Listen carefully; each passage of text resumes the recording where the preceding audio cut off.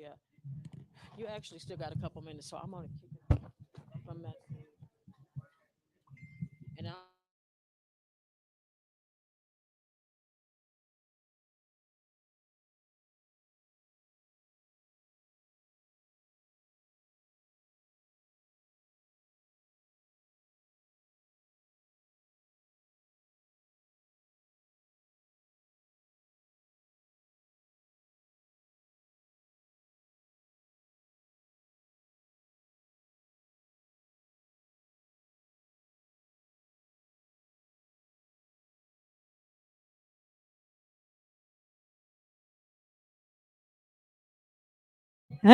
sharing. Welcome to day 2. I'm so excited to see you all here. Um, I know you're like, why is she walking way over there? I want to give you see we have some wonderful informational tables and vendors over in the back. Can we give them a hand for being here? In a moment, I'm going to let them tell us quickly why they're here or who they're representing or what kind of information they provide because they got some excellent resources over there. Also, got a couple of ground rules. Please silence your phones. Please, everybody. I know that you know we all forget. I think even some of us that were posting forgot. I think mine went off at one time. So everybody, please silence your phones. Number one. Number two, while the speakers are speaking, if you need to get up or move around or want or need to talk to somebody, try to take it out to the front. And even in the front area, what we found out yesterday, if it's too many people talking up front, it echoes all the way back in here and it can be heard while people are speaking. So but it's kind of distracting because we are, it's not the biggest this is an intimate group. And so if we're congregating, conversating somewhere, that's a distraction to the people that are speaking. We got some wonderful people here that's going to be sharing some valuable information. So welcome to Healed People, Healed People.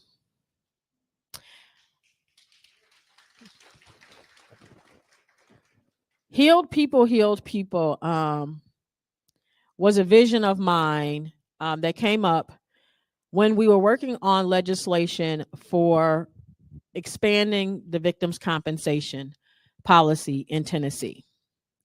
I am a member of Mothers Over Murder, who's one of the tables out there.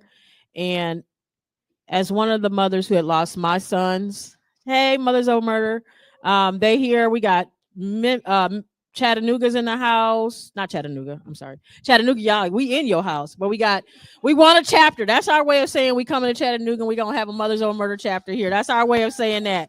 But we got Murfreesboro in the house from moms. We have Nashville that's in the house from moms. Memphis is not in the house, but we do have a Memphis chapter that just started there as well. So we are trying to get here to Chattanooga.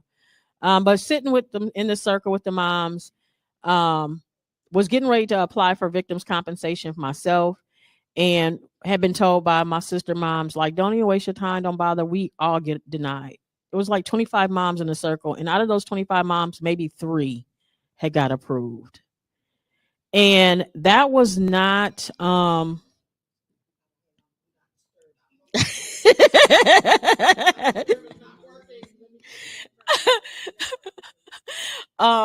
when I started doing research, I found that 3 out of 25 people in my own group was the same. That was the same representation of the whole state. We have a 70% denial rate for victims compensation. And then I found out that 95% of victims aren't getting any kind of help at all. 95% of victims are not getting any help at all because they don't know about the resources that are there. They don't even know that there is a victims compensation policy, or they're discouraged from applying. And so when we passed the legislation and finding those numbers, I was like, we have to do something more than just do the expansions to the policy. If you were here yesterday, you found out what those expansions were, where we were able to extend the 48-hour reporting time to a police officer, to the police department, to 15 days. That's very important, especially when most people that are victimized by somebody they know. And so in addition to the fact that you're processing the fact that you've been harmed, now you're also dealing with the fact of, do I want to turn this person in? How is my community going to feel? If it's on a college campus, how are my classmates going to feel? Am I going to be believed? So all those things that a person is dealing with, those emotions, it's impossible for us to expect that will happen in a 48-hour period. And so we were able to get that extended to 15 days. Another thing that we heard from many victims, especially in an event of a murder, that the monies that they were getting reimbursed could only happen if they were an immediate family member. So we were able to get that extended to extended family members as well. In fact, I think it's third degree of consanguination is the legal term, which is like great grandmothers and aunties and cousins. So that's a big deal. When somebody is victimized in our family or in our friendship or in our household, that's traumatic to us as well. So we were able to get that extended, the mental health reimbursements extended to anybody that's in the household in an extended family. And then two major things outside of that is that we also were able to open up what constitutes as a police report. Now, I can't remember that one by heart, but there's other legal documents that they will allow you to provide outside of just a police report now, to say that a crime was committed.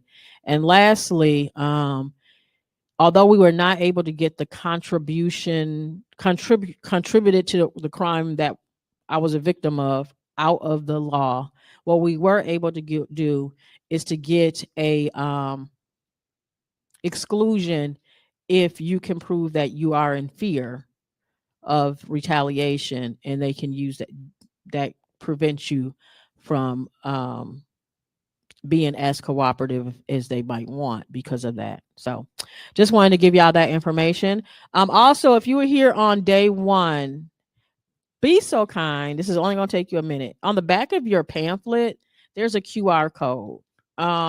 Sometime before I get ready to do day two's survey, if you were here on day one, could you complete the survey from yesterday?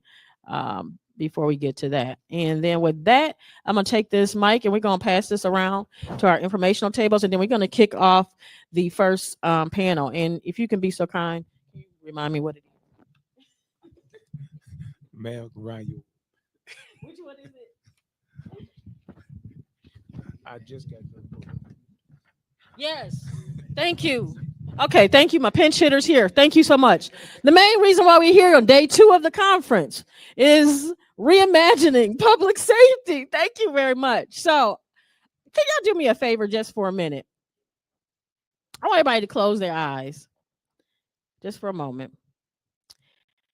And I want you to envision when you feel the safest, what your environment looks like, the area that you're in, what it looks like. Who are the people that's in the area you're in? What does the day look like? Are there trees in the area? Are there parks in the area? Is there a walkway in the area? Are there any neighbors outside, possibly? Where are the kids at? What are the kids doing? If there's animals in the neighborhood, where are the animals? Who are they with? Think of all the things that make you safe. Outside of the things I asked for, just imagine other things along those lines that make you feel safe. Now I need you to open your eyes back up. Did anybody have the police in their neighborhood in that vision? But we've been told by the systems that public safety equals increased officers, right? And so we're here today. This day two is called We Are the Cavalry, where we are reimagining public safety. And that's symbolic of we as a community are able to keep our community safe. We do not have to be dependent on a law enforcement system that's arresting 76% of us for nonviolent crimes that probably didn't even need police engagement at all, right? they're not solving homicides, but every single time a homicide happens, they convince us we need more police, right? But the more police arrested, more people that shouldn't have been arrested in the first place, which further makes us what? Non-safe, right? So you selling me that you saving me, but you're harming me. So that's what we're here for. The first panel today is going to be reimagining public safety. I'm going to introduce these brothers when I come back. We're going to give these opportunities for y'all. Got 1 minute for y'all to tell us why y'all here. Then we going to come up and reintroduce the panel.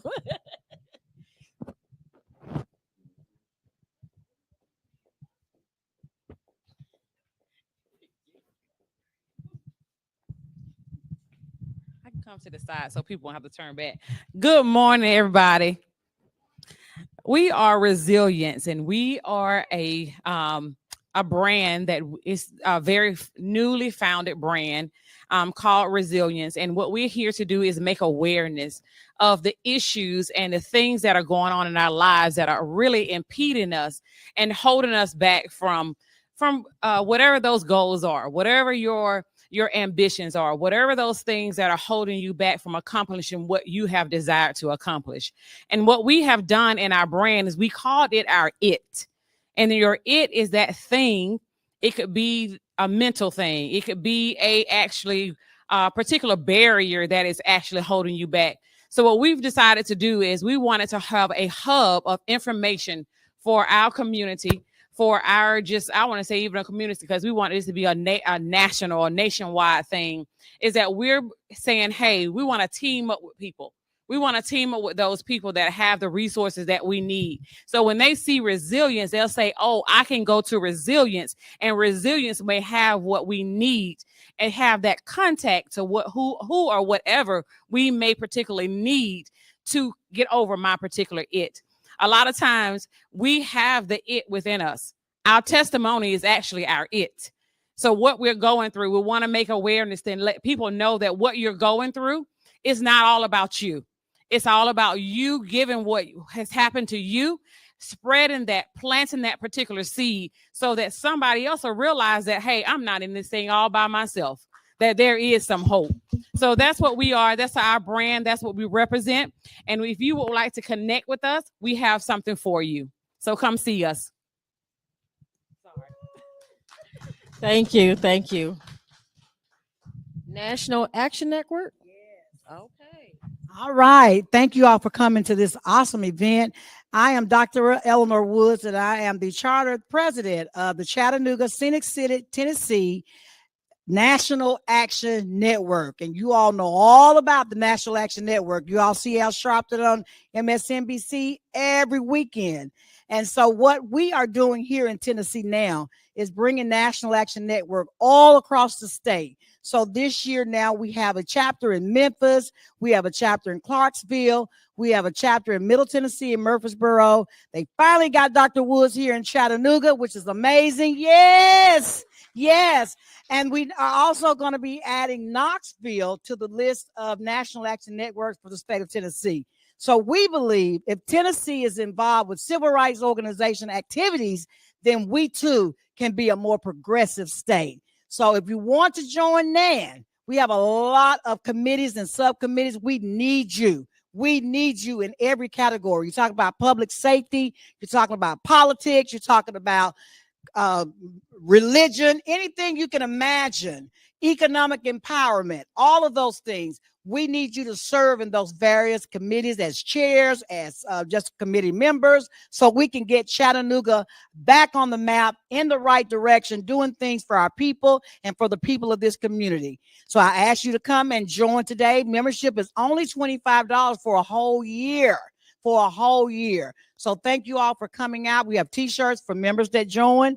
The t-shirts are very minimal, $10 if you join for a t-shirt. Aren't these t-shirts nice? They look really nice. It has Chattanooga, Tennessee on it, Scenic City, NAN, founded in 1994 by Al Sharpton. So you all come on over, see me, and I'll get you joined up, okay? All right, thank you. You're welcome. Real quick, with some of these memberships, now, if y'all like to travel the country, it's pretty cool to be a member of some of these memberships. I went to DC with Nan last year.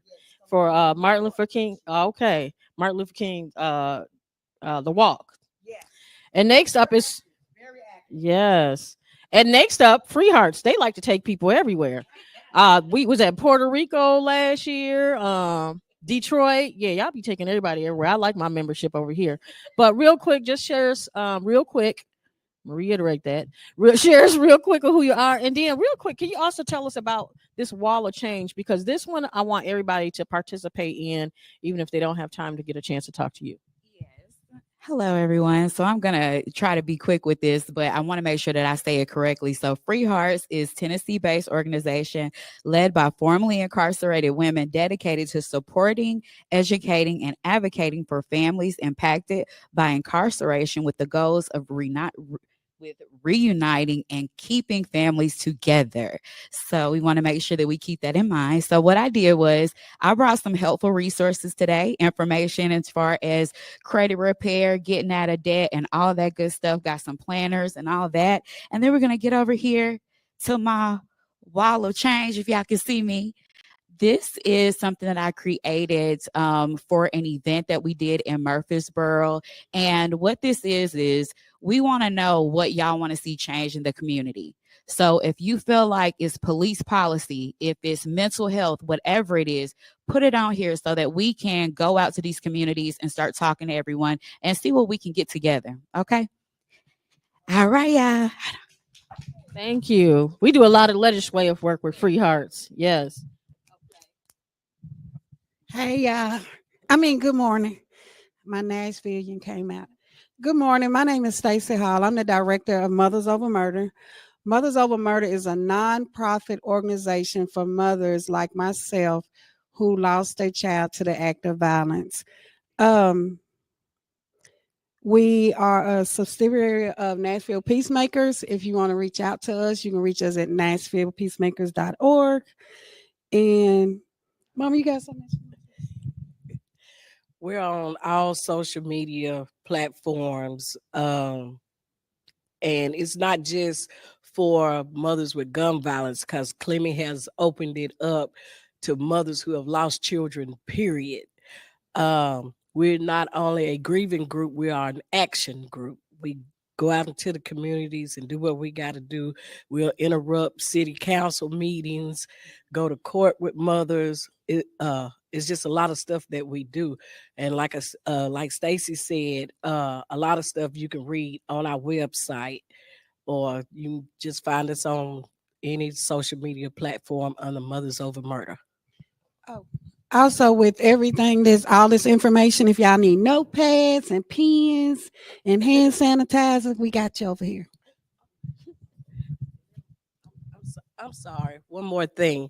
If there's any mothers that y'all know who have lost children, please give us their information and we'll contact them. And we make ourselves available 24/7 for those who need to talk or whatever. We also do meetings on Zoom, and we have in-person meetings, and we don't mind traveling. We'll come to you. And that's just not in Tennessee. We got mothers in Colorado. We got mothers in Houston that join us on Zoom. So you might have Kentucky. So if you might have a family member that has gone through this as well. And one of the actions that Mothers Over Murder, if y'all have seen on the social media and the flyers, Mothers Over Murder was the first victims advocacy organization that we brought to the table to draft this legislation. Not often are our groups being able to draft the legislation. So very proud of us for that. TADP, we don't have a representative over there. I'll just say, I think she is going to be here a little later. But we, Tennesseans for Alternatives to the Death Penalty, I'm the director of community outreach for Tennesseans for Alternatives to the Death Penalty. And with that, we believe that to honor life, the death penalty must be abolished. We believe that those funds should be alternatively used to support victims and for community-based violence prevention and intervention. And that's why we are doing this today. Thank you. All right. And then I'm going to hand this over to y'all. Good morning, everyone. My name is Kate Kofelt, and I'm here as a representative from Caleb, specifically with the Hamilton County Community Bail Fund. So what we do is we pay bond for people who cannot afford it and would otherwise be stuck in jail until their trial. We believe that people's freedom shouldn't depend on how much money they have in their pockets. So that's why we do what we do. And I'll hand it over to my coworker. Hello, everyone. My name is Angelica Acevedo, and I am a community organizer with Caleb. Just a little bit about who we are and why we're here today. Caleb is an organizing nonprofit based out of Hamilton County. We are a coalition of faith communities, labor unions, nonprofits, and individual community leaders. We come together to fight for systems change around education reform, criminal justice, and economic mobility. But specifically, we're here today for the crossover to do with our work around education and criminal justice. We are fighting to end cash bail in Hamilton County, and we're also fighting to end the school to prison pipeline in Hamilton County. So thank you for having us. It's an honor to be here today, and I look forward to speaking to you guys later. Thank you very much. I just wanted to give y'all a moment for that. And now I'm going to head back up here so we can get this panel started. At the end of the panels today, we know that after these panelists share the important information they're going to be providing for you, you're probably going to want to speak to them a little bit more. So we're going to give some time. We'll give have each one of them will have their own. Thank you very much. Each one of them will have their own table where individuals who want to learn more about what they were talking about, what they were sharing, can come over and speak with them. All right, now we're ready. Okay. I'm gonna give y'all this mic because I heard this is the best mic. Yeah.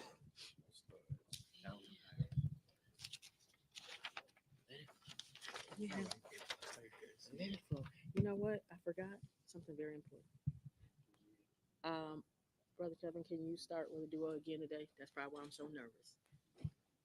Okay, so I forgot that we need to be open in prayer, which is going to calm my nervousness now. So with that, I'm going to ask Brother Kevin to please start with the duo. We can do that. Let us open with prayer. Pray in the manner that you are accustomed to. If you like to stand and pray in the traditional manner, or you can stay seated, whatever is comfortable for you. In the name of God, the beneficent, the merciful, all praise is due to thee, the Lord of the worlds, the beneficent, the merciful, master of the day of judgment in which we now live. Thee alone do we serve, thine aid do we seek. Guide us on the right path, the path of those upon whom thou hast bestowed favors, not upon those whom wrath is brought down, nor those who go astray after they've heard the truth. We pray your blessings upon this meeting. We pray that your spirit will guide us, that healed people will heal people. We ask that everything will be done in accord to your will, and that we will be your servants serving your will. In your servant's name we pray. Amen. Brother Kevin, can you do me a favor? We're going to kick it off with you. Do a introduction of who you are, and then pass it over to Brother Kenneth, and then Brother Al. Yes, I'm Brother Kevin Muhammad, student helper of the Honorable Minister Louis Farrakhan, the Nation of Islam in the city of Chattanooga, and also the president and CEO of Community Haven. Good morning. My name is Kenneth Muhammad. Yes, we're related. I'm at the Rafiah Institute, which is actually headquartered in Nashville, but I'm the accountability coach of the Accountability Restoration and Conferencing office in Memphis, Tennessee. This is actually my second Healed People conference with Sister Rafiah, and I am excited to be here. Hello, everybody. I'm Mr. Alan Swapshire, community organizer for Caleb, also the Transformational Justice Coordinator for the state of Tennessee.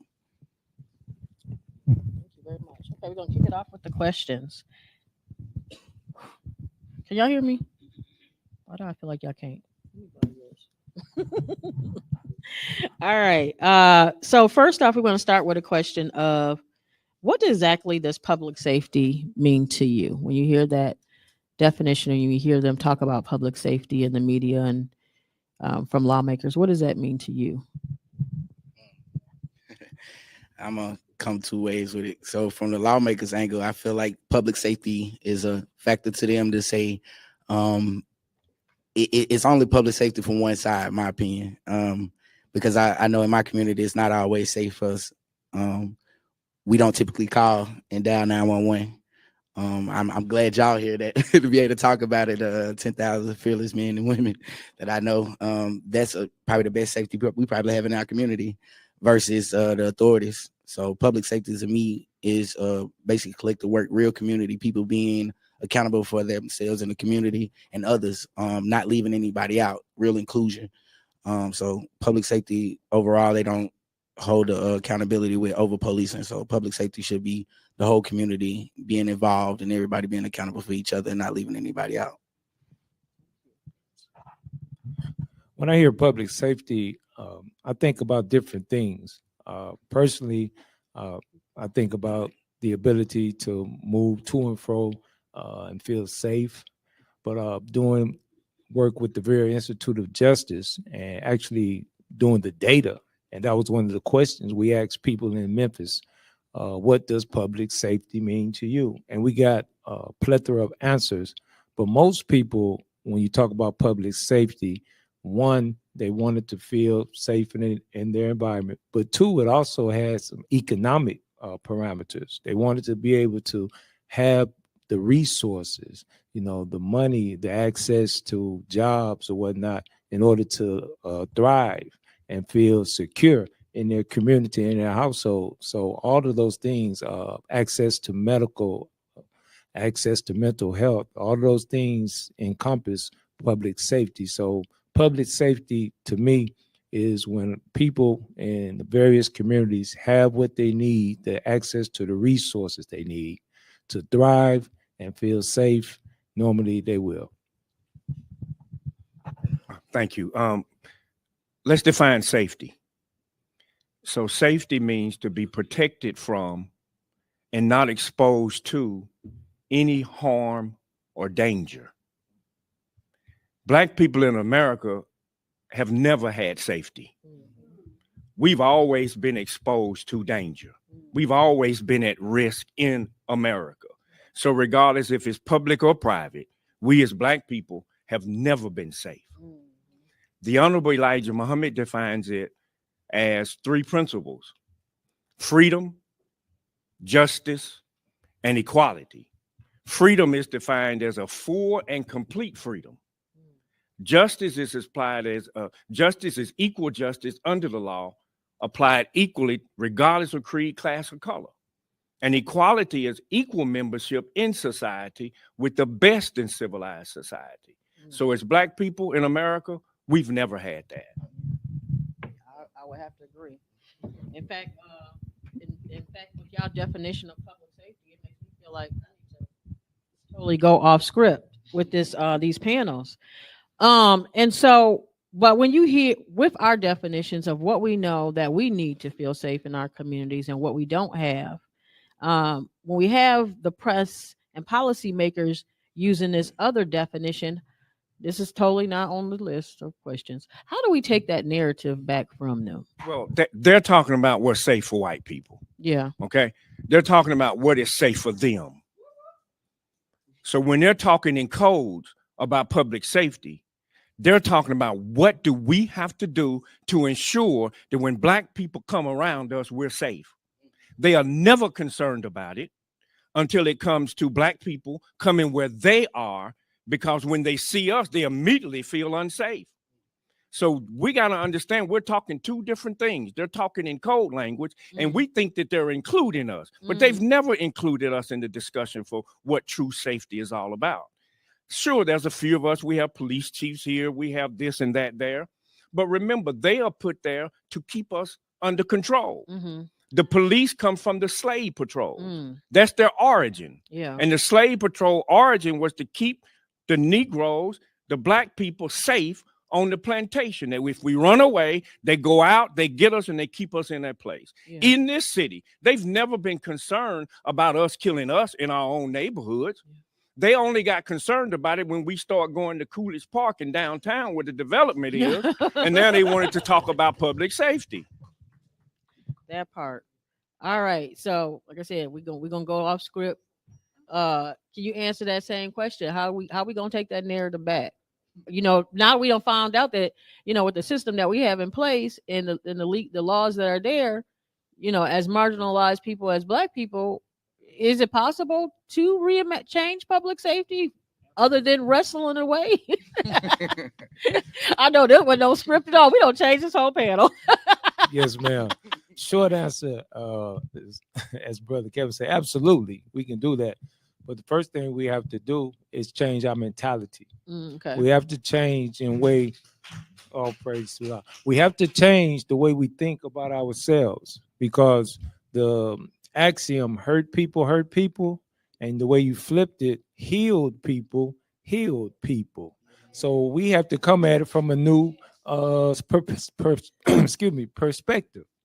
And so once our mindset is changed and we get the prerequisite knowledge, you know, the knowledge of ourselves and who we are and our role in this thing, then our actions are going to reflect that knowledge. But at first, we must have that knowledge of who we are. You can't love someone if you don't love yourself. That's right. See, that's where it starts. We have to develop self-love first, then for other people. But if we don't love ourselves, then we can't love anyone else. And the problem that we have, and I want to put a pin in on this, is the education that we get. We're taught self-hatred. All of the images, all of the things we see keep us relegated to the lower rungs of society. So once we see ourselves in that role, this is how we act. This is how we reflect. We talk to one another this way. We treat one another this way. We act one another this way. And our expectations of one another are at the lowest level. So we got to change the way we think.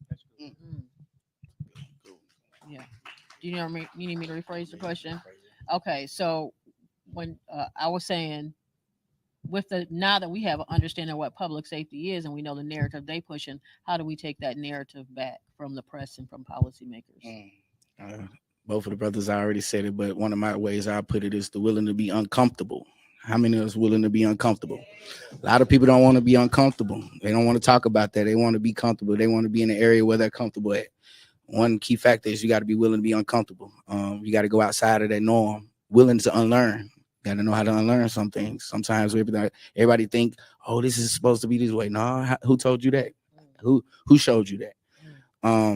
So we got to be able to grow, and then we got to be clear about, you know, like they were saying in the beginning, we got to be knowledgeable of what's out here. Things like SB 2576, HB 1719. These are bills that are being pushed out here to create. They stay at public safety, but those are bills to harm immigration. Those are bills to harm individuals that's in this room. Everybody that goes in this room now, if you get arrested, it's like, oh, it don't matter what you make. That's not accounted for. But that's not on top of your, you know, community engagement, all those different factors how long you lived in the city, all those factors play a part into when you get arrested. But that's a public safety fact that they're putting out there. So we got to be able to be knowledgeable and shift that narrative with standing firmly and knowing and being knowledgeable of what's really out here and how to shift that. You know, we got to fight against that, because these policymakers are consistently putting this stuff out here in these private sessions, and we got to be aware of these things, and we got to stand together, collective work. So I think it's going to take everybody in this room, everybody, you know, in the communities to really step up to be able to hold each other accountable for that. We got to fight against that. So that's what it's going to take. Yeah. I was saying, how do we take that narrative back? I remember a few years back going before the city council, and we presented to them a plan of, instead of spending $1 million on cameras, we presented a plan of a youth empowerment program and a formerly incarcerated program that could be used with that $1 million instead of putting up cameras. And we introduced to them the concept of us patrolling our own neighborhoods. And one of the city council persons asked me, have I gotten permission from the police chief to do this. And I told her, and the police chief was present. I said, I don't need the police chief permission to do anything. I've got God's permission to do this. Okay. So if I've got his permission to do it, and Yeah. I'm backed by his man, then Yeah. I don't need the police chief. Yeah. So she told me, you want him? I said, no, I don't want to meet with the police chief. And they thought I was being arrogant, but I told them he's not my equal. A police chief is not a representative of a minister's or a pastor's equal. Okay. We don't bow to police chiefs. Yeah. If anybody we talk to the head of that city because he's the chief operating officer of the city. Yeah. So I told him I'll speak to the mayor. Yeah. The police chief can be present because he can speak to my head of security and my chief of security. Okay. So we take it back Yes. by taking the God-given rights that we have from God. He has given us the authority. And we present it to them. See, we don't have to make up a program. It's already been given to us. How to police the black community. Okay. We present it to them how we police it. And this comes from a man who we believe was sent by God to help save the black community and America. So, no, we don't ask them for anything. We take it. Yeah. Yeah. And we make them submit to what God has given us the authority to do. We too weak today asking them for permission. Yeah. We scared. Yeah. You're right. And we got to have fearless men and women that will stand up and do what God has said do. Yeah. I'm not going to ask the mayor for nothing. Exactly. He going to give us what we deserve. Yeah. Because that's our money that they got. We pay property taxes. We pay sales taxes. Yeah. We pay all of that. So when they give us something, it's not because they want to. It's because we force them to, like Frederick Douglass said. Yeah. We have to have a strong demand backed by God to Yeah. get this program over. Like we can't be cowards, like he said. Most definitely. I'm going to shut up. No, Getting but Getting me all you excited. got it up going, here. and hey, we can't stop the flow when it's going, especially not when the word is being sent by God. But I say that, as we remember what this day was called today. The title of this program today was "We Are the Calvary." We're not getting ready to stop calling on them. They're not the Calvary. We are the Calvary. And the next question I'm gonna lead into then is that you all have a lot of interactions with people in the community. And when I think of the community, we outnumber those individuals who are supposed to, quote unquote, been designated to keep them safe, right? What are currently the people in the community that you are working with? Those people, how do they define public safety? And if it's different than your definition, what do those conversations look like to get them to reimagine public safety? Start with you, Alan. Mine is way different than with I'm always coming out. I'm glad you're in the room, Brother Joe. The worst of the worst. I always like talking about that because that's what they label my community and certain people that I work directly with in my community.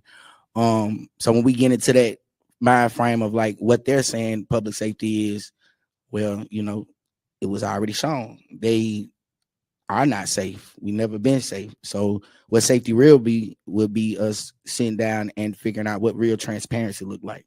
What real opportunities are saying engaging community look like. What's the ultimatums for these young men, these juveniles, because we can't forget about them. Glad the chain breakers in the room. Y'all are amazing group to be out here. I give credit where it's due because it's people out here actively on the ground doing something about it. But then the reality of it is it's only so much that we can do too, because the reality of it is you don't have everybody that's gonna feel safe ever. A lot of people don't ever feel safe in our community, so we got to work together. Now, my thing is we have to open our eyes up to know where like a lot of this thing started from, where the beginning, the roots. I don't run from that. I don't run from the reality of where we at. We in Chattanooga, Tennessee. We should know what the backdrop is, all the things that happen. I don't run from those things, like racially profiled easily. Like that's why I named those bills in the beginning, because those bills are things that they put out as saying a public safety factor, but those bills are out here to harm us. They're not out here to help us. but they say that's a public safety factor. So we have to, you know, be able to shift all those different things and work together. So I'm gonna leave it like that. Yeah. When we talk to people in the community, one of the things that they said in Memphis that they felt like they were under siege, that the police was an occupying force in their communities, which is ironic because these are some of the things that the early colonists felt that King George was doing. And so when they felt that way, they came up with a document that basically declared their independence, you see? And so we have to look at it through that lens. When you have people in your community and the police is like an occupying force, and when they come in, you know, the cars used to say serve and protect, but that's not the reality. You know, when they come in our communities, they got the nightstick, they got the Glock, they got the pump, they open up the trunk, they bring in all kind of weapons as if they're going into a community full of wild beasts. And so again, we have to change that narrative. So when people in the community talk about public safety, you know, they want justice. Well, what is justice? We're taught that justice is the principle of fair dealing, one to another. You know, so what goes on in one community, it ought to go on in another community. But that is not the case. I mean, we have to be real and transparent, as the brother was saying. I observe court proceedings on a daily basis. And I asked the question, I said, where's the white court? Because I don't see them but black people and black children down here. So it has to be another court. And when we was doing the quantitative analysis, and we had a room for district attorneys, and we showed that black people were 83% more charged on these particular offenses than white people. They couldn't believe it, even though the numbers were right in their face. And so what that shows is they are participating in a process that they don't even understand. And when we talk about policing, you heard Brother Kevin state how it came out of the slave patrols. Policing operates exactly the way it's supposed to operate. It's doing what it's supposed to do. So we have to come with a new paradigm, whole paradigm shift on how to police our communities. Because our people, as you asked the question, when I ask them, they say, man, I feel like I'm under siege, that I'm not safe. I can't go out on my porch and do anything. Either somebody's doing this or the police. If I call the police, they're not coming over to aid and assist. The first thing they do is pull out their gun. And if you have a child that has a mental disorder, maybe bipolar, schizophrenic, which is something that is very prevalent in our communities now. When they come, they're not equipped to deal with them. Yeah. They don't have the empathy or the compassion to deal with them. So when they come out and they're a little hard to deal with, they say, oh, what the hell? I just pull out my gun, shoot them. My life was threatened. And that's the get out of jail free card for them. So I hope I answered your question. You know, yeah. Could you repeat the question? I was saying that, you know, all of you guys work in, gentlemen. Oh, I'm sorry. You all are leaders in the community. Y'all work in the community. Y'all talk and interface with many people in the community. And although you know what public safety, you have an idea what public safety is. When you're engaging with those individuals, how do they define public safety? And if it differs from your interpretation of what it should be, how do you transform those individuals into reimagining? I think we all define it the same. What's different is our approach, okay, and our method and our ideology and philosophy about how we approach that. And I think that is the problem in the Black community as to why we haven't solved it. Our egos get in the way. If it's not my organization leading it, if mine's not the head of it, if I'm not the one in the center of the picture being taken, if they're not calling on me. Now the ego's talking. The Honorable Elijah Muhammad through Minister Farrakhan said, our unity is more powerful than any atom or nuclear bomb. So if we begin to understand our roles, because we all have a role to play. The people idolize Malcolm now because Malcolm's dead and gone. But the same people who talk about Malcolm and got a picture on his wall wouldn't dare be present around him when he was alive.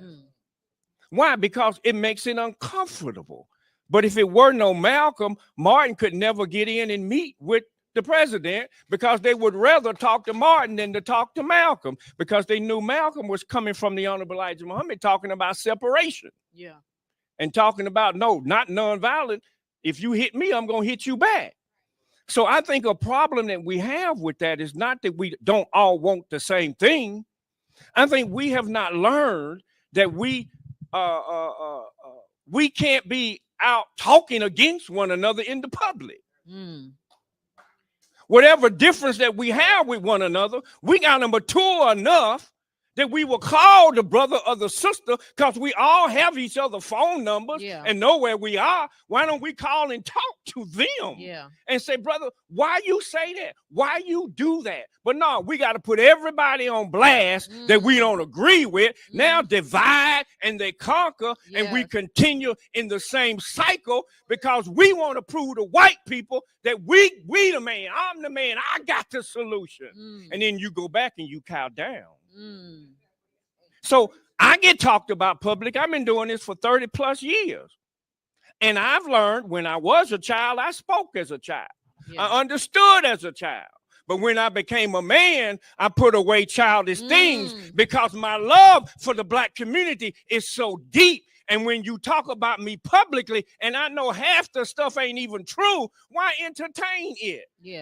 Why entertain it? Just keep on doing what you do, and God will rise to the top who the truth is. Ooh, that's a word right there. That is a word right there, because that's what's killing most of our kids is the fact that they can't even resolve conflict and the fact that they widen their egos. Conflict resolution. That part. And that the part. people who need it the most is the leadership. Yeah. Those of us in leadership need conflict resolution. We need to sit down right across from one another, and we need to agree because we all are in it for the same reason. So why we can't sit down at the same table and agree? That part. We got the boys in blue, right?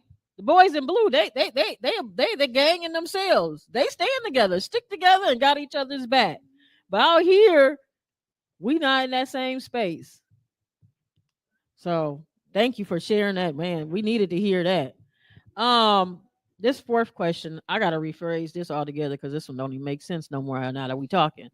Okay, let's see. So originally the question was, in what ways does the current legal system enhance public safety, and in what ways does it diminish it? I think we got a firm idea of how it's diminishing it. I don't think any of us believe that there's any way it can enhance it, but maybe there's some things I don't know about.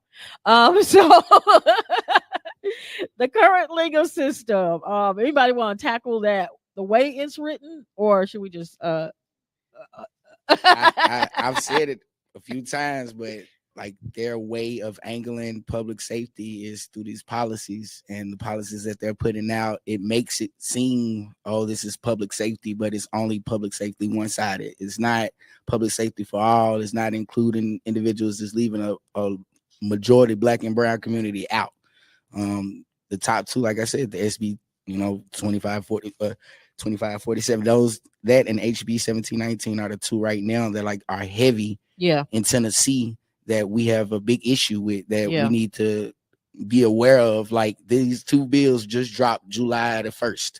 And that means the one that ties into immigration, I don't know if you know about the dynamics here. We have our regular CPD, we have our sheriff department. Now the state troopers are able to patrol in certain areas, and you got the municipalities. So all of those different, authorities that you have to watch out for, they have full authority to pull you over anytime. Definitely, if you're an immigrant, they just got to check your status. And at one point in time, our jail was working with ICE.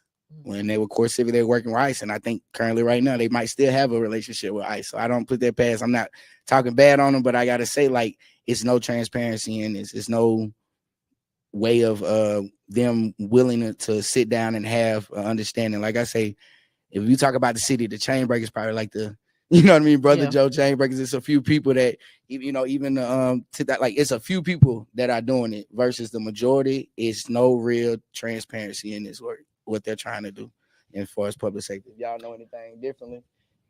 Okay, so this is what the question now is going to be. I got the question. Thank you for helping me. Tell me how the current system is harming us and keeping us less safe. In every way possible. Every way possible is harming us. So we keep holding out hope for this system. We do. We actually keep believing America gonna do better. We do. It's not. They are who they say they are. It is what it is. And the whole system's got to be uprooted.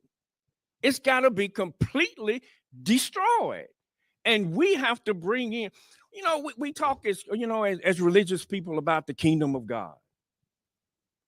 Well, why we keep thinking that this kingdom is going to be the same as the kingdom of God? They can't occupy the same space at the same time. One has to go. And this one is going real fast. One good thing that if we just sit back and don't be emotional and look at what Donald Trump is doing, he's uprooting every institution in America. He's uprooting the FBI, and they are wicked to the core because they have come against the black community and have destroyed our leaders. He's getting rid of educational system. We don't know he's getting rid. Hell, what has the educational system done to our people but miseducate us? He's getting rid of the health department as we know it. And we know those vaccines are no good for us. They've always inoculated. They sent up smallpox to Indians in blankets and killed us. They killed us with cancer through polio shots. So it's being uprooted. Not that I'm for the man, because he's evil as can be too. But it's being uprooted right in front of our eyes. And we so busy protesting and picketing and boycotting that we not building an institution for ourselves and for our own people. We should be working with this school to open up a school for black people where we can educate them the way they need to be educated. So why do we keep giving hope to them? That's what I don't understand. We keep voting and voting and voting. And what has it gotten us? The same old thing.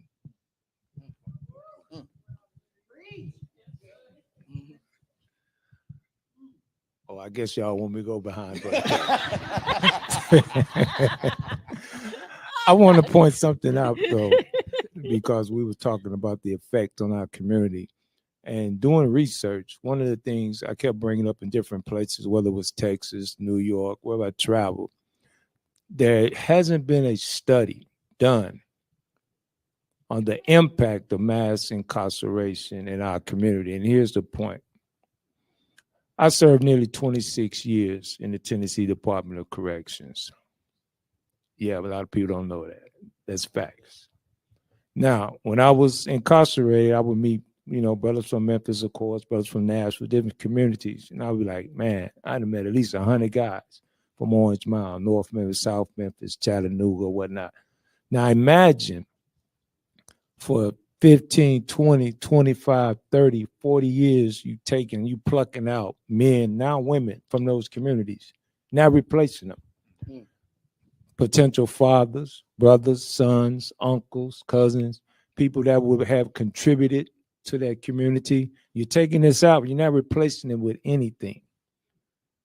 Children basically being left to figure things out on their own with no mentorship, no guidance, or whatever. Multiply this by 25 and 30 years. That's the seed you're putting in the ground.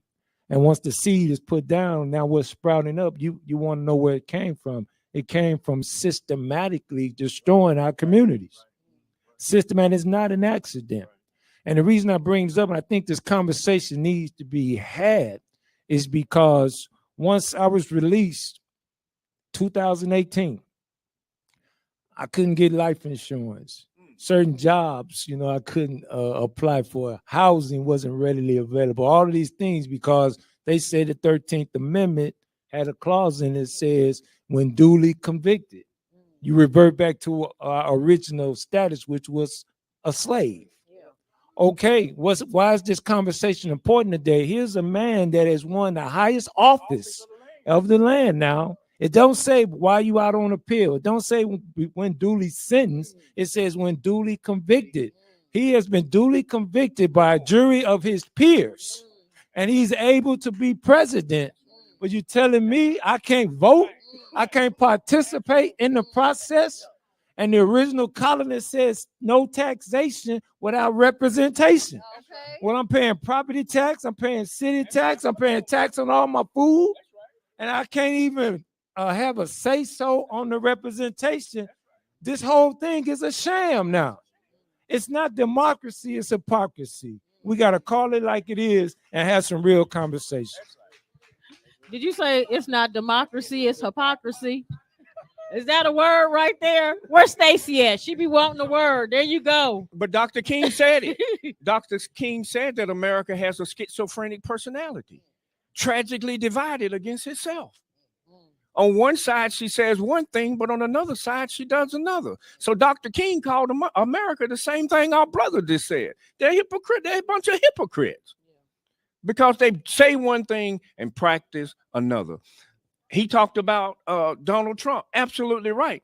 George Washington was a felon from Europe. Yeah. The first president of America was a convicted felon. So now here they are talking about us and stripping us of all. We ain't ever had rights in America. Yeah. The Constitution never applied to us. They've always had amend something. But as Minister Farrakhan said, they amended it on a piece of paper, but they never amended the condition. We still are in the same condition. And we can't keep looking for the same people, begging the same people, when all we got to do is unite and do something for ourselves.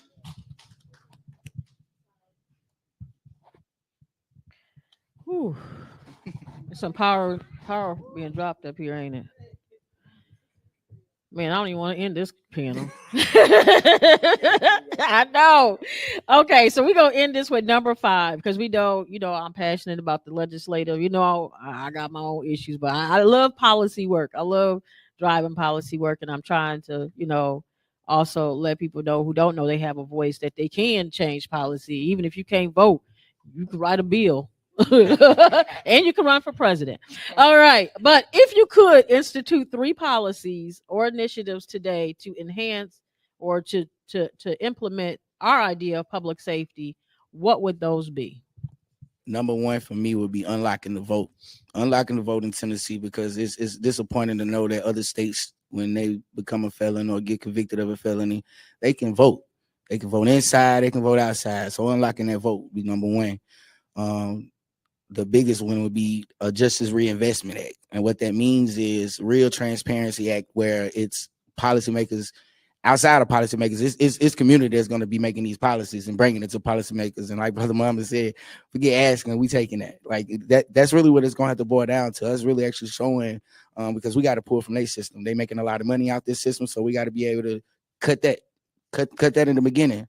Getting people real, true restoration rights, like, because a lot of people out here getting violated daily, every day, all day. We've been getting violated, so we have to be able to be clear about what's really going on and what's really can be happening. Like I said, the Justice Reinvestment Act is one of the key factors that could shift and make. This is something national that I've been working with a group, so we've been trying to get a Justice Reinvestment Act, not just locally, all throughout the nation. So that's something. Thank you. Thank you. I'll be brief. If it was 3 things, 1 initiative, mental health in our communities. Mental health. I deal with a lot of young people, and when you sit down and they begin to open up, the amount of trauma that they carry around on a day-to-day basis that's not addressed is deep. Second thing, reentry. 70-something%, I want to say 77% of the people who are incarcerated are coming back out. If they go in one way and there's no investment, and when they come out, then what are they coming out to? And I just, from personal experience, when I got released, because I was free in there, I freed my mind. But when I was released, they didn't give me any papers. I didn't have a social security card. I didn't have a driver's license. Didn't have a birth certificate. Although those things are on paper, they weren't implemented. So we have to have the implementation of those particular things so that the transition back into our communities will be sufficient and needed. And the third thing, I think we have to have early education, separate school for boys and girls. And, that may not be popular, but I think there's things that men need to teach little boys. And I think there's things women need to teach little girls. And I'll pass it on to Brother Kevin.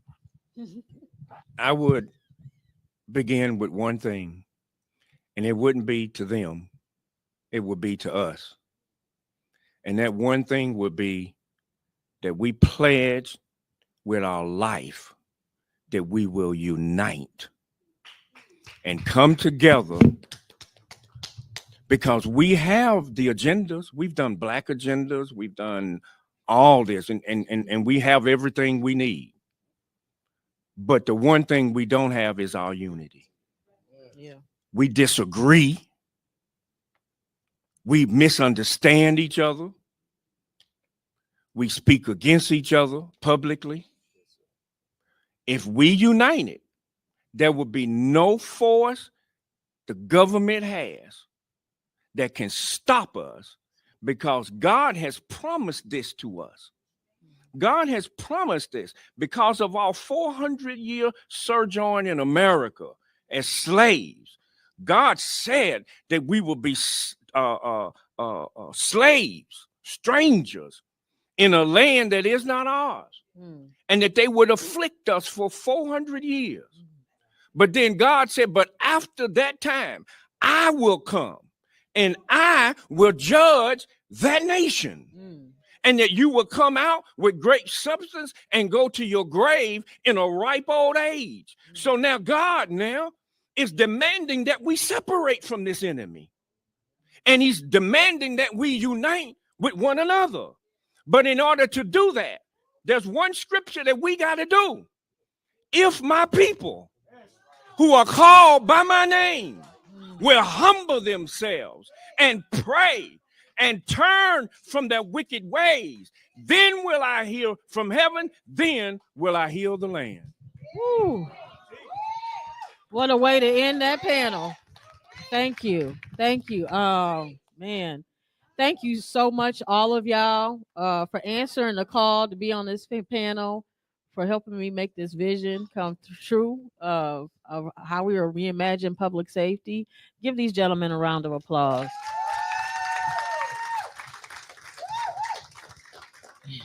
All right, with that, we are going to take a quick 10-minute break after the second panel, and we're going to ask people to come back expeditiously. Because what happens if you come back expeditiously? Anybody here from last night? You win something. What was people winning last night? What else was people winning? Okay. Hey, cool. I mentioned earlier, we got a survey that's going on to tell us how we're doing so that we can make, we're traveling all the way across the state of Tennessee with this conference. This is stop number 2 in Chattanooga. We kicked it off in Memphis. So to make sure that we continue to improve, and I need your honest feedback of what we can do to improve. So if you attended day 1, you can take the survey now. If you haven't attended day 1, don't worry about it. You excused until we get ready to do day 2 survey. All right. But to take that survey, there's a QR code on the back of your pamphlet. You scan that. It takes you right to the survey, and it's real quick. How long did it take to do that survey when y'all did it last night? Okay, that's what I'm talking about. Only a couple minutes. All right. And with that, we're going to kick off the next panel. These are local community organizations that are already involved in violence prevention and intervention. And our moderator is Jasmine Woodson. And Jasmine Woodson is a passionate advocate for criminal justice reform and the director of Tennesseans Conservatives Concerned About the Death Penalty. She has over 13 years of activism and 4 years in conservative policy. Jasmine has led efforts to combat wrongful convictions, including the successful exoneration of Philip Mullins after 24 years of wrongful imprisonment. Yes. And as the recruitment manager for Blexit Foundation, she mobilizes communities to drive change in the criminal legal system. Jasmine's empathetic approach and unwavering commitment to justice have earned her widespread respect as she works to reform the system on a mass scale. So thank you very much for moderating, Jasmine, and I'm going to hand this over to you now to school you. This is the best mic, so we'll let the panelists have that one since you're only going to be answering questions. So got it. Well, I guess I'll introduce and I'll let you guys introduce yourselves. Like she said, my name is Jasmine Woodson. I'm from Cookeville, Tennessee, and I've been working alongside Rafiah for the last 2 years now with Tennessee conservatives concerned about the death penalty. I'm going to let the panelists introduce themselves before we start with the questions. Hello, everybody. My name is Angelica Acevedo. I am a community organizer here with Caleb. I predominantly work in education reform and ending the school to prison pipeline here in Hamilton County. It is an honor to be here with you guys for a lot of reasons, but personally, I have just recently started publicly speaking about my sexual assault, and I am a sexual assault survivor, and thanks to Rafiah and this beautiful conference, I am publicly healing with my community for the first time. And so just really honored to be here. And hopefully we can learn some new things together today. Okay. Nate Carter, City of Chattanooga, Office of Community Health, Community Violence Intervention by way of Chain Breakers is the group, the organization that I'm affiliated with. Been doing this work for a good year and a half officially, but I've been a lifelong servant of God and my community for my 41 years. My name is Joe Jenkins, founder and CEO of the Brave Effect. What we do is we go into the Brave Effect has moved beyond reentry. Although we do target the reentry population, what we do is we go inside the prisons. We get people prepared in the city jails, prison jails, by ways of our program and our curriculum and our model, so that when they come out, it's an easy transition. We could pick them up from there and begin to help them on the outside by way of things such as mental health, which we pay for those sessions and make sure that they get the things that they need, because what we believe in is that those men and women, they are going to re-enter. However, if they don't have the tools to re-enter properly, then they will be going right back in, which continues to keep that rate of recidivism up, and something that we are totally against, because we are also the founders of Running Down Recidivism, which we just held our 3rd annual run. Thank you. Awesome. Thank you guys for sharing that. We'll jump right into the questions. So the first question that you guys can just answer going down, and then we'll start back and go this way with the second question. Can you all share the local efforts that you're involved in to enhance public safety or prevent violence? And also, like, what specific programs or initiatives are you guys leading or supporting? So Caleb has 3 main task forces: criminal justice, education reform, and economic mobility. And at the end of the day, our main goal is for us to build power together as a community, so we have a public say in public decisions.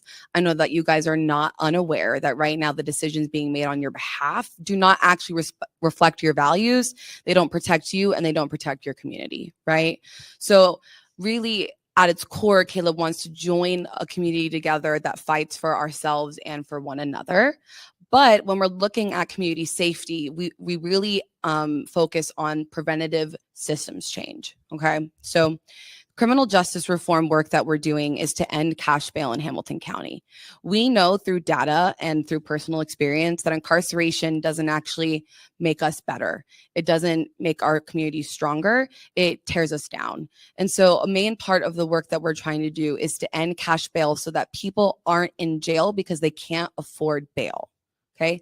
Poverty and income should never be the reason why you are in a cage, why you lose your children, why you lose your home, why you lose your job, okay? And so as far as our criminal justice work goes, we are fighting to see the legal system change to make sure that there are preventative systems in place to try to keep people in their own homes, including pretrial detention. We house the Hamilton County Bail Fund, as Kate, our bail fund manager in the back, introduced earlier today, trying to post bail for people for free. We are able to post bail for individuals up to $10,000 who are here in Hamilton County, as long as it isn't a violent offense and you have a community contact.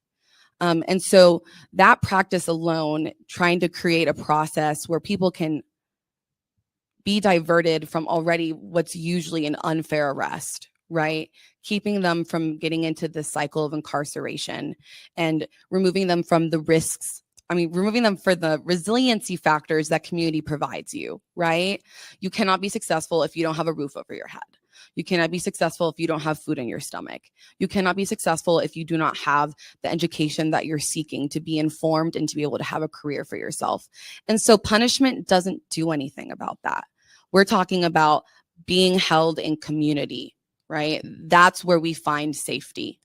And then just briefly, our education work expands outside of our criminal justice work with adults. We're also looking at trying to end the school to prison pipeline in Hamilton County, because we know that we see the cycle of incarceration being unleashed onto our children.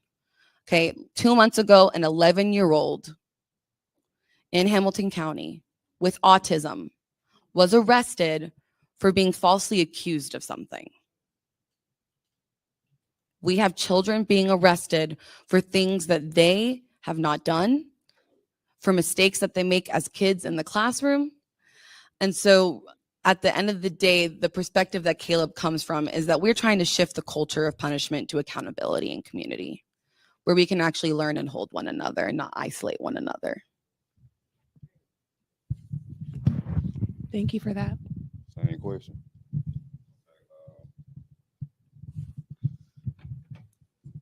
I'm trying my best to articulate my words here, because I'm a lot country, but the city of Chattanooga and the chief of police at the time had a crime data sheet, and the crime data sheet concentrated on this one neighborhood, which is actually Zone 3, formerly known as the Woodlands. They call it the Bayberry. Now they took that and said, what can we do to get that crime rate to go down in that area without involving the police? My director came up with the idea of having a program of let our people talk to our people. So we took the model from Community Haven, Brother Muhammad, gentlemen like Joe Jenkins. We take tidbits from everything that we learned in partnership with them, and we collaborated with a group of felons. Yeah, everybody on my team is ex-felons. And we rather be access to our community than liabilities, if that makes sense. So we get no disrespect to nobody, but we boots on the ground. Now we can sit up here and talk about all this, whatever, but that's 6 months of paperwork, 12 months of paperwork. We go out every day. We at that bus stop when them kids get off. We tell the gang bangers, hey, y'all chill out. Let these kids go in the house. We tell the drug dealer, hey, y'all stop doing what y'all doing, man. Respect these old ladies and these mamas and these families that's trying to, make their day. So we get out there, we feet on the ground, we boots in, we boots out. We have a communication with the community. We have a partnership. We try our best to relate to their needs, and we use every resource that we have to try to fulfill those needs. I can't say it enough, but every organization that we've spoken with or tried a partnership with, they open arms with us, and we use those resources. And we're grateful for that. And we trying to expand this. Like I said earlier, just a year and a half. We still in the pilot program of what they say.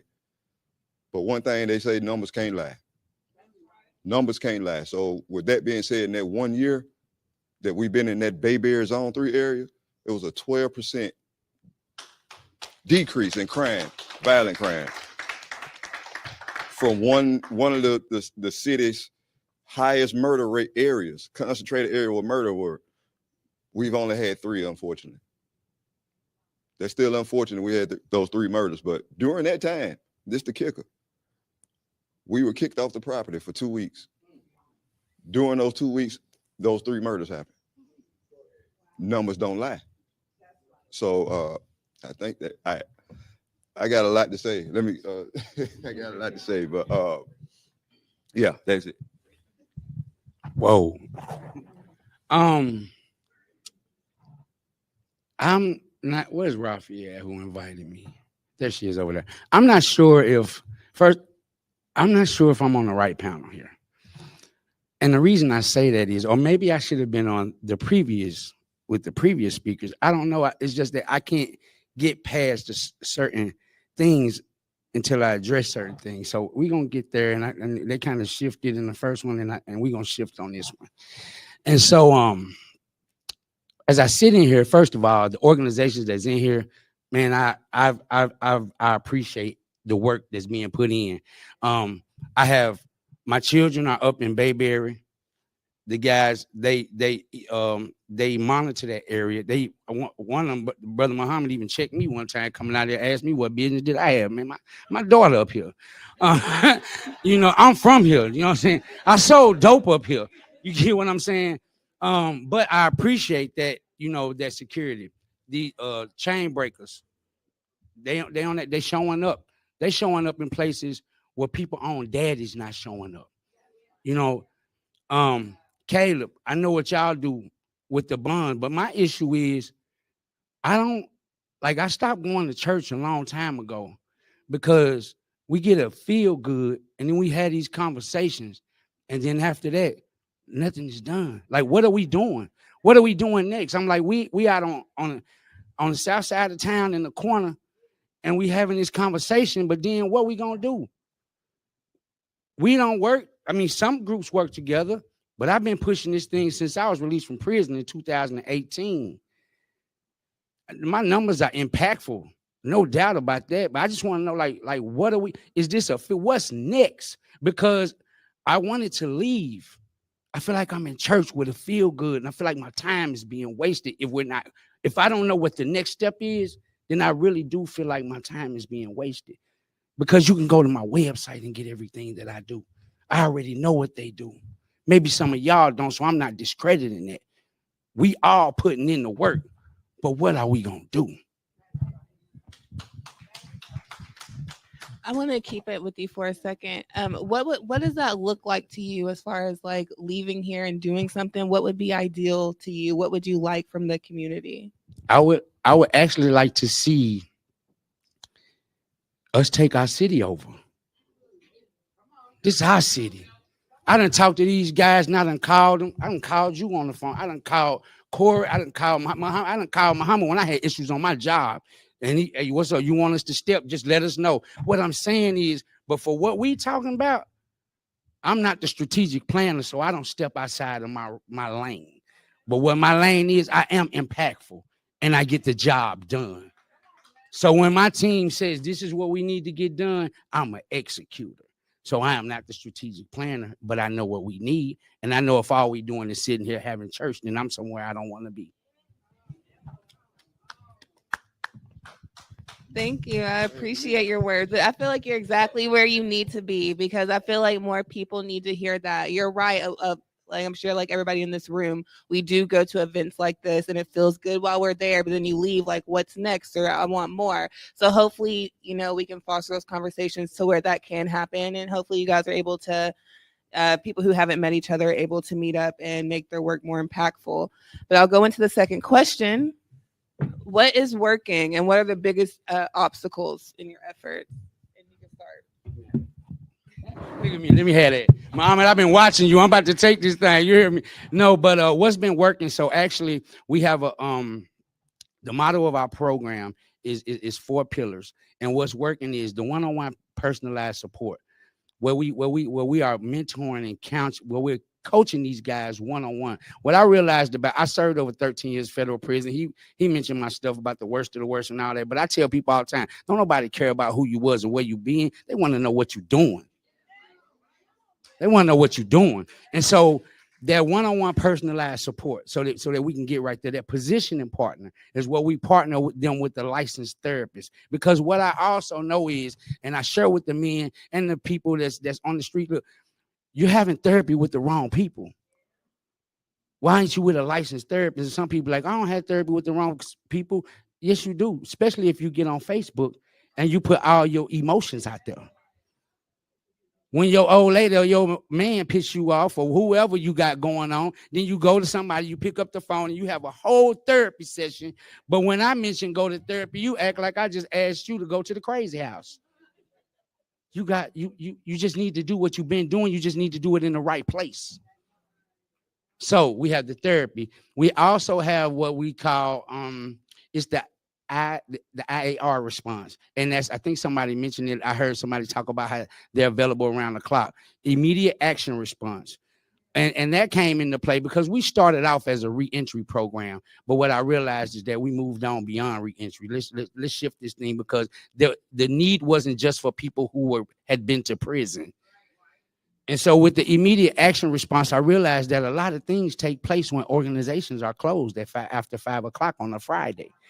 And if my issues come up between Friday, Saturday, and Sunday, then look at all I got to get into before I can get in contact with my coach or my counselor on Monday. So immediate action response, that has worked well for us. And then we have the community cultivation, where we cultivate the people back into the community settings to have good times and do things like that. Go to the ballpark, go maybe Brave Day at the bowling alley. We create safe spaces so that they could still, because we still want to party. I like to turn up still, you know, I like to do my thing. You know what I'm saying? I got a wife back there, you know what I'm saying? We might be old, but we ain't dead. However, you understand what I'm saying? So we still like to do things, and our people do too. And with those people that we introducing back, we want you to understand that you don't have to give it all up. You just have to have new principles, morals, and guidelines. And you have to make it up in your mind that you are not going to jeopardize your freedom.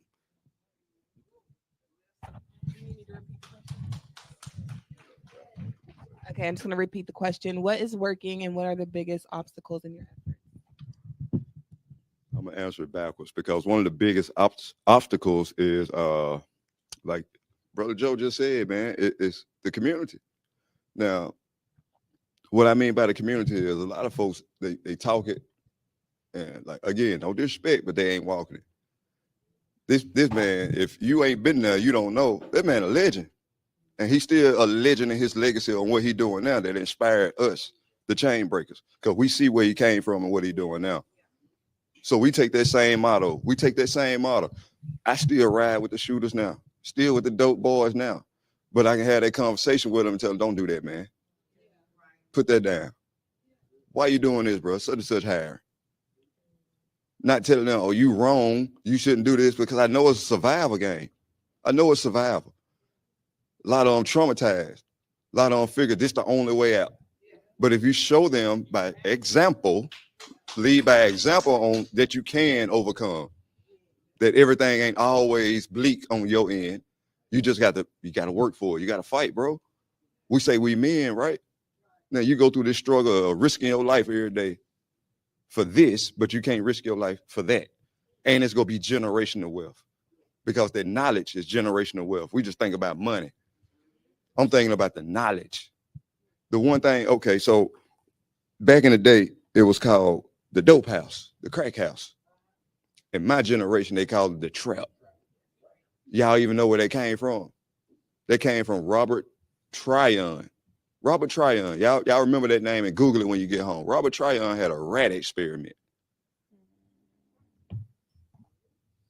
You know about that? You keep going. Sorry, I'm just. That rat experiment just showed how you put a certain situation of people in one area and see how, heard the term crab in the barrels.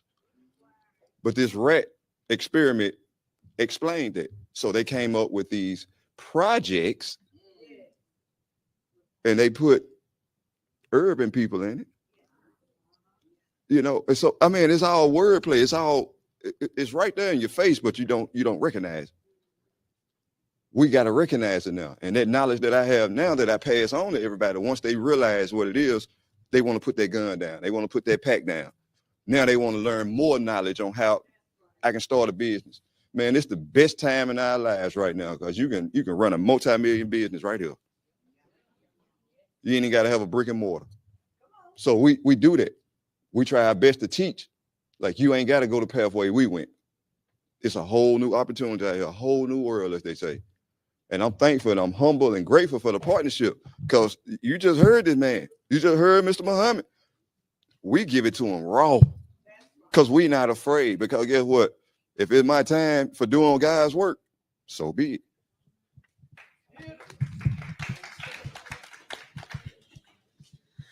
So I'm actually really glad to be on this panel because, I mean, we cannot create a safe community if we aren't looking at all the different factors, right? So I come from a social work background, and my framing, I think, might be helpful in the part of this conversation. When social workers and organizations are looking at creating social change and protecting communities, you can't do a good job if you don't look at biology, psychology, and systems. Okay, they all play a role together, and so that also translates into, you can't have complete cultural change if you aren't looking at one-on-one, as groups in this size, up to institutions, right? So we need personal relationships to have community. We need strong organizations to have strong community. And we need systems that work for us to have a strong community. And so it is essential that we have strong advocates and organized people ready to act in all of those different areas. And so where Caleb excels is in that large systems change pocket. Okay. But we can't even do that if we don't start with building relationships one-on-one. So what are some of the barriers? The people in power. Tell me why my judges, tell me why my mayor, tell me why my state representatives won't hear me, don't care about me, and they insist on supporting policies that hurt me and mine. They don't care about me. They don't care about you and your suffering. So the only way that things change is that we make them care. We make them listen, and we don't give them an option to say no. And we can't do that if we're not powerful. And to be powerful, we need to be united. And that is one of the biggest barriers, is that it's hard for us to step outside of ourselves and see the larger picture. I will never know what it's like to be Black in America. You will never know what it's like to be brown and Puerto Rican and indigenous in America. You may not know what it's like to be queer in America. I don't know what it's like to be straight in America. But I need all of you to be safe. I need all of you to be safe. I see where your liberation is mine. And if we can't come together to fight for these things, they can keep being bigger than us, more resourced than us, and more removed from reality than ever. I mean, we see this with the election results, y'all. We haven't seen a turn for progression. We have seen us taking steps back. So what's working? Let's talk about it. Hamilton County and Caleb is about to, I'm so excited. We are currently working on holding the courts accountable to make sure that people have their rights upheld. Currently in Hamilton County, when you experience a bail hearing, you have the constitutional right to representation. Who here thinks people are getting representation for their bail hearings? On TV, they do. It's not happening in our courts. Why? No one's watching them. So we talk about we got to do something, right? One, we got to know what they're doing to hurt us. And two, we got to be smart enough to build the strategies to make sure that they can't do it. So one of the things that Caleb is doing right now is just, it seems so simple, but it's court watch. Every month for the last several months, we have had a group of citizens sitting in courts, watching judges in all of these hearings, making notes of how they treat people, what their sentences look like, who they're incarcerating at higher rates, what their bail amounts look like for a white person versus a Black man. And they have started getting afraid. they have started turning their mics off in court because they know that we're watching and that we're going to do something about it. Okay. And so I think really what and we've been hearing this yesterday and today, we need to embrace the reality that maybe we don't know everything and that we can't achieve anything without each other. And I say that knowing it's not easy. Having to face what you go through that I haven't isn't easy. You having to face me for what I've gone through and you haven't isn't easy. For us to look at each other and say, can we come together regardless of our faith, our race, our gender, that we deserve safe communities and that we will fight for one another in spite of our differences? That is the only way that it happens.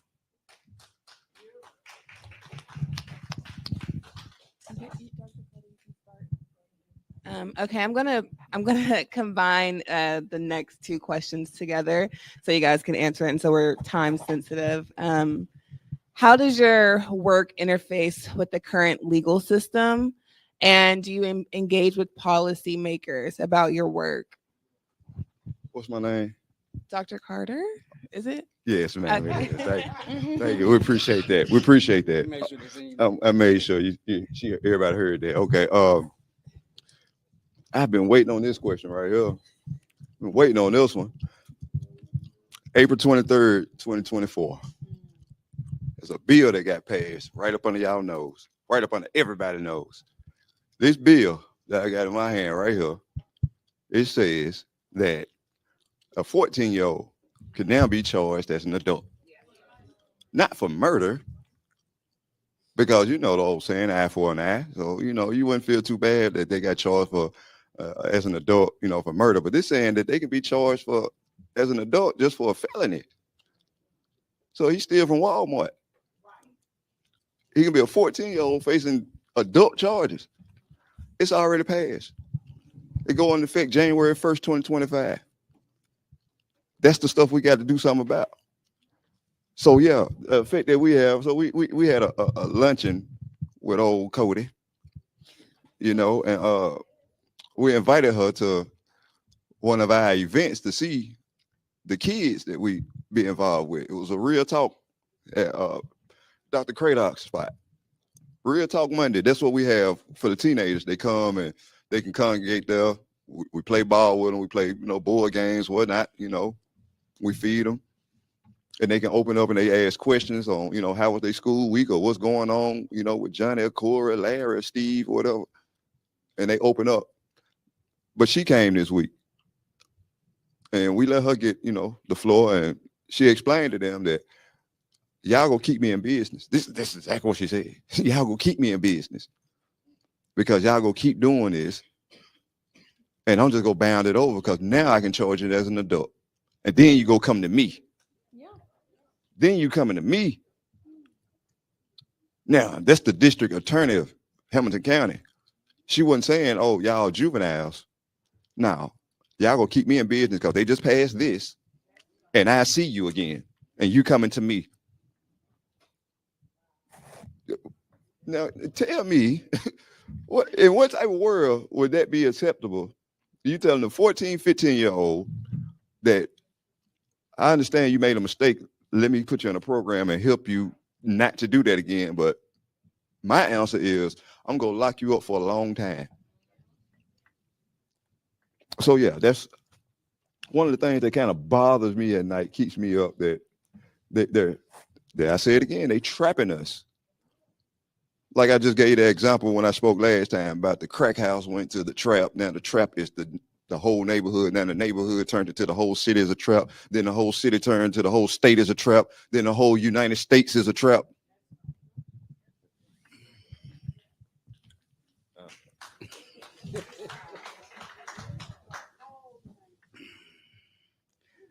I used to do a lot of pretrial and sentencing consulting and a lot of legal. I used to do a lot of legal work. When I faced that time, all I did with my time was read them statutes, rules. Thanks for taking that off my shoulders. Oh man, it takes so much out of you. And so for those who are involved in that, I do appreciate that, carrying that torch. So I'm looking at the question. So basically, I'm looking at how does your work interface with the current legal system? And is there collaboration and is there pushback? Yeah, and also, do you engage with policymakers? I kind of combine the. Okay, y'all be asking stuff so educated up in here. Let me see. Yeah. So let me give it to you like this right here. Absolutely. How does my work interfere? So every year we have like I said, we have our annual running down recidivism. For anybody that doesn't know what, because a lot of people will sit up under the word recidivism and not know what it means. So if you don't know what the word recidivism means, it means to return back to prison. That's simply what it means. And so when we say we're running down recidivism, we want to run down that rate of the people that are returning back to prison. Now, good news, Tennessee, within the last 3 years, that rate has dropped almost 50%. You can Google that. So that what that tells me is that what we're doing is working. All right, it's working. Now, what are we doing and how does the work and it come together? Hamilton County Sheriff's Office, which Austin Garrett, I will consider him. He's been one in supporting me. He was one of them to make the first move and waive my background check and allow me to go into our county jails and present the Brave Effect in the program and be able to mentor guys from the inside before they ever get out. So that's one way. Another way, he has been they are the presenting sponsor of the race, so they didn't mind getting behind it. They show up, and that's how we work together. The same thing somewhat with the police department, but so does it work? That works. Yes, they let me in. So we do work together. We got something that we're going to sit down and do some planning on next month in December. We also have what he's going to be on the panel, what's coming up December the 7th, the Brave to be Different. And it's I told you some educated words. It's it's a roundtable discussion that we're gonna have, and it's gonna be online. Y'all can pick up information off my table. You can get on that. You're welcome to come along. There will be tickets. So what we're gonna do is roll out actually what works. What we're gonna do is we're not gonna just be online talking. We're gonna talk about actionable steps, what has been proven to work, and it's been working. And that's part of what's been bringing that recidivism rate down. So, but I can't have that conversation without hitting this. I ain't gonna make it all roses. Yes, I may have the Hamilton County Sheriff Department where I can go sit down and talk with the sheriff, and I can go sit down and talk with the police chief. But where the problem comes in for the Brave Effect and Joe Jenkins is that the mayor of Hamilton County and the mayor of Chattanooga, Tennessee, have no desire to talk to me. That is a problem, and we are impactful. And I shouldn't have to go looking for them. They know my numbers. There you go. Before we move on, I forgot to say this, man, because I was getting into my feelings. I'm sorry, because that bothers me. But this bill right here that I just spoke about, with the 14-year-olds, the youth being charged as an adult. So, like I said, it go into action January the 1st. It was approved April 23rd. But that don't mean the fight ain't over. That was, that battle right there was won because they passed it. But guess what? I want everybody to remember this date, December the 6th. This guy who wrote this from the Tennessee General Assembly, December the 6th, he's coming to here. He's coming to Chattanooga. He's coming to here in Chattanooga, December the 6th. That's a Friday, 9:30 a.m. to 10:30 a.m. The 5705 Uptain Road, the Family Justice Center. Beat me there and meet me there. Because we can give him a piece of our mind and let him know how we feel about this bill that he just wrote up, that they approved. I can't. But you just come and see. He'll be there. They'll be there. You just pull up. And then it's going to be an open discussion just like this panel. And they're going to say, well, excuse me, sir. How is this going to help my community by locking up a 15-year-old kid for 10 years? And I want to hear his answer with all the news cameras right there in his face. So yeah, that's. I want to piggyback off of this policy as an example of how Caleb engages with policy and how the community can engage in policy through Caleb. So that's not the only bill from the last legislative cycle that started to increase the likelihood of criminalizing and incarcerating children. It's horrendous and atrocious. But there are other bills that were passed that make it the situation, unfortunately, more bleak, but we need to talk about. There is a policy that was passed that requires a reasonable adult to report to the police when there is a threat of mass violence on school property. Now, we have had a child arrested for finger guns. Is every threat of mass violence viable? No. What is a threat of mass violence? It is simply an expression or a gesture that puts others at risk in a public place. What's defined by reasonable? What she's saying is, what scared the white folks?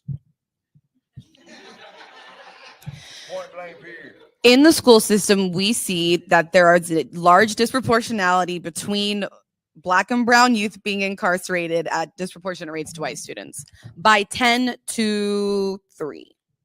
For every 10 Black and brown students who are expelled or suspended, 3 white students are suspended and expelled. And this policy has started to increase the amounts of Black and brown youth who are being arrested for things that they had no intention of doing, for things that they said and had no ability to actually follow through on. There is not a discussion of why. There is not a discussion of how. There is not a conversation of what is going on. This is where community accountability comes into place. There is a threat assessment that the sheriff's department and the school system developed to mitigate this problem. A series of questions to be able to determine whether or not a child has actually issued a viable threat. No one is using it because it's not required. So this state policy is giving racist, biased adults permission to punish Black and brown kids because of their sense of fear and fragility. It is so hard to change a state policy. It can take upwards of 10 years. They don't want us to be free. And if we push back, they sometimes double down, y'all. And so Caleb is meeting with movement lawyers, community groups to get information on what are we seeing in schools? What are we seeing in our arrests? What are our concerns so that we can develop local policy solutions to protect ourselves and our children. And so I just want to say that one of the things that I'm really proud of that we do is that Caleb's goal is to build up individual leaders. I don't know anything about policy. That's fine. We'll talk to you about it. I don't know how to speak at a school board meeting. We have public comment training. I don't know where my time is most useful. Let's have a strategy session. And all the while, we never want you to feel like you're alone because we're doing this as a team and as a community. Policy is so important for us to be aware of, and they make it difficult for a reason. And so if it isn't for groups like Caleb, like the Tennesseans against the death penalty, Free Hearts, 423 Chains Breakers, the Brave Effect, to take what's happening in these closed rooms and share it with our community so that we can do something about it, this is just going to keep happening. And so I just end this part of my talking again that like, I need you. And I think that maybe you guys need us too. Can't miss this opportunity. Y'all give her a hand for that, please. What I want to add to that, I want to add to that, and Caleb, we need y'all. Chain Breakers, we need y'all. Nation of Islam, we need y'all. But what we also got to tap in on, with this taking place and what's going on in our schools, when you look around and hear it once again, it gives me churchy feeling. What I mean by that, our youth aren't in here. Our youth aren't in here. We got a few of y'all. I think I seen. I ain't discredited, but nevertheless, who is going? How are we teaching our youth? Somebody need to be sending our children to school saying, "Look, they're not playing." Before you stick that handgun up, They need to have fear because, see, we need y'all fighting on the front line, but we need the parents parenting in the house because they not playing, and they going to send your black ass to jail every time. And that's what our kids need. We need to be parenting. Why we got people fighting the fight. The kids don't need to fight the fight, but they do need to be parented so that they can quit taking our children and doing whatever they want to. And what our children don't know is they need to understand that when you commit crimes, because our children are committing crimes, mine included, when they commit crimes, you have signed up for slavery. Whether you get caught today for it or in the next 5 years, you signed up for it.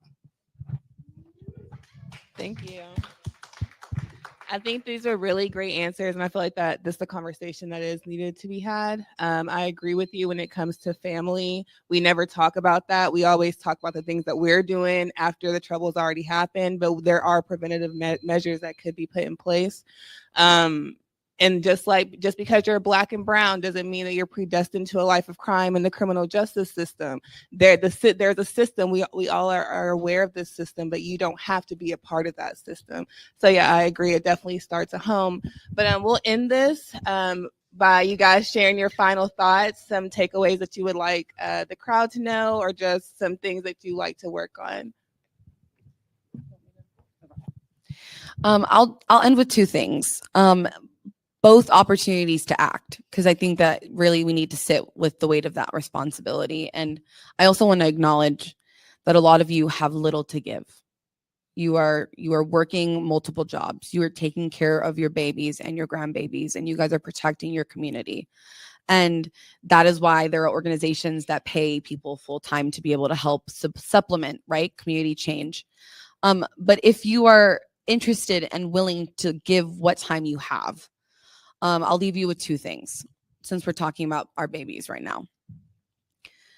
There are different types of classroom management styles that have been researched and supplemented through best practices that reduce the rates of incarceration, misbehavior, suspensions, and expulsions in classrooms by teaching our children about how to build strong communities and hold each other accountable for our own actions. The goal is for those things to keep kids in schools and out of cages. So if that's something that you're interested in and you feel passionately about, Caleb is working on a restorative practices campaign right now to bring restorative practices into our school systems to help teach these strong community values to our children and our teachers so that we uplift one another and not cause harm to one another. And two, we're fed up. We are fed up. Stop attacking our kids. Stop treating them like they aren't people, that they aren't allowed to make mistakes, that they're dangerous for being hurt and confused. I'm sorry, I just get really...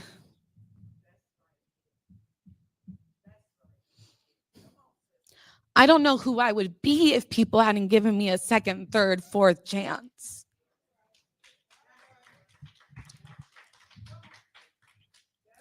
We are hosting a town hall on Tuesday evening on school discipline and the school to prison pipeline. The school board canceled a town hall on discipline the day before last month, with no plans to reschedule, with no proper notice to the community. How are we supposed to fight for what we need if we can't even be heard? We plan on taking the feedback that we get and turning it into a report to bring to our conversations with the school administration and school board about creating policies that will actually protect us and our youth. And it would be an honor to share space with y'all if that's something that you can do. And if you have any more questions about that, you can talk to any of the Caleb staff that are here today. Thank you.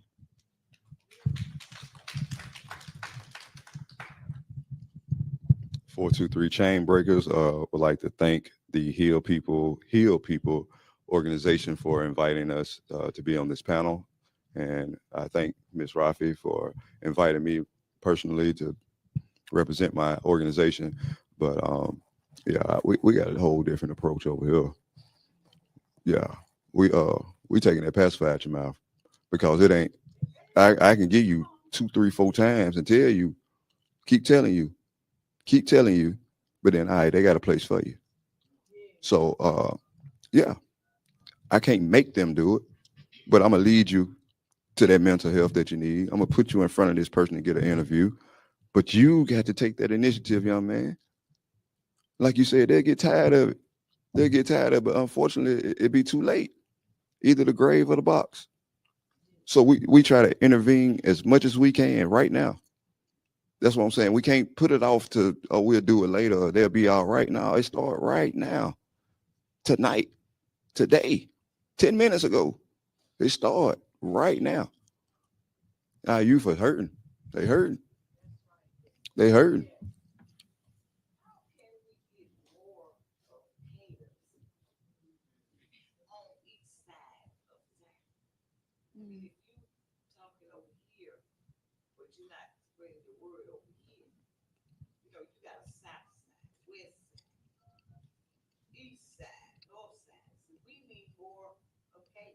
There you go, right there. You just did it. Mm-hmm. Here you go. Right here. What side of town you from? You from Georgia? Okay, so you talk to her, and she'll tell you how to get Caleb started in Georgia, right there. Well, there you go. Yeah. That's it. That's what I'm saying. So the parents that we talk to in these neighborhoods, like I said, we get them kids off the bus and all that. Yeah, we feed them pizza and all that. We give them a good word, then sit them home. Then the mama think that's it. We have to do it, ma'am. Let's do it. That's what I just said. Let's do it. Quit asking how and let's do. No disrespect, but I'm just saying, let's do it. You don't say, how can I get one? You say, hey, ma'am, how can we partnership and start one here? That's how it happened. That's how it happened. Not who can I run to, but how can I? How can I? I'm sorry. What am I supposed to be saying? Final words. I do appreciate, thanks, Rafi and Healing People for inviting us out. Whoever dropped our name in the bucket, we appreciate that. I will say this because I'm straightforward. If we ain't gonna take this and do nothing with it, respectfully, please don't call me for another one. And if you want to know, like, somebody dropped it, somebody urged me to get here today. And as this thing started, I told Marie, I said, you got me here.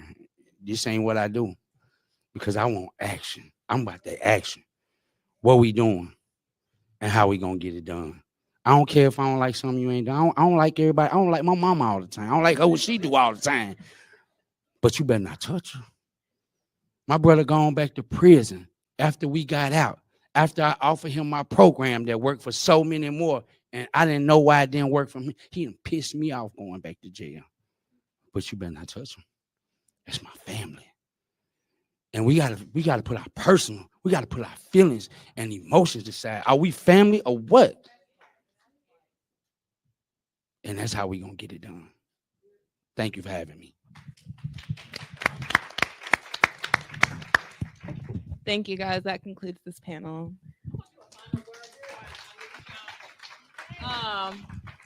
Once again, yes, we're gonna do quick questions, because I also want all these individuals that have been on the panel and the ones that were on the panel earlier. You see tents on the table. That gives you, we're gonna have a 15-minute time frame for you to go over there and talk to those individuals and find out more about the work they're doing. But the reason why, before I turn it over to questions, I do want to clarify, because I heard it a couple of times. Heal People is not an organization. No, not a bad thing. It's a campaign. Heal People is a campaign, and we're going to these other cities to uplift the individuals in your community that you don't know about. Not to say that y'all weren't already doing it, but we find too often, to be honest, and I'm gonna be frank, I lost my son to gun violence in July 9th, 2020. Before I lost my son to gun violence, well, we're gonna go back 25 years ago. I was a teenage parent, and I was a drug dealer. Through the grace of God, even though I ate the dope, I didn't die. I decided I need to get my life together. And so I got in the automotive industry and was able to get myself together.